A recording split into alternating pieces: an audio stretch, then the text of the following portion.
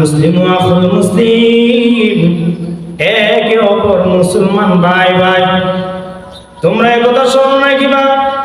আর তোমাদের কাছে কেউ কারো চেয়ে ছোট না, আবার কেউ তোমাদের চেয়ে বড় না।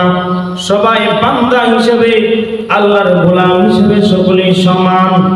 মনে রাখবা, তোমাদের অধীনে তোমাদের যে সমস্ত বিবিরা আছে, যে সমস্ত তোমাদের স্ত্রীগণ আছেন, তাদেরকে তোমরা ভুলিয়া যাইবে না। তাদের হক তোমাদের উপর আছে, যেমন ভাবে তোমাদের হক তাদের উপর আছে, তাদের হক তোমাদের উপর আছে। এ আমার সাহাবাগণ, শুনে রাখো, আল্লাহকে সাক্ষী রাখিয়া তোমরা যে স্ত্রীগণকে তোমরা গ্রহণ করেছ, এই স্ত্রীগণকে তোমরা কিন্তু সম্মান করবে, ইজ্জত করবে। তাদের ব্যাপারে তোমরা অন্যায় বিচার করবে না। আর আরেকটা কথা স্মরণ রাখো, আজকের এই আরাফাতের দিন যেমন পবিত্র,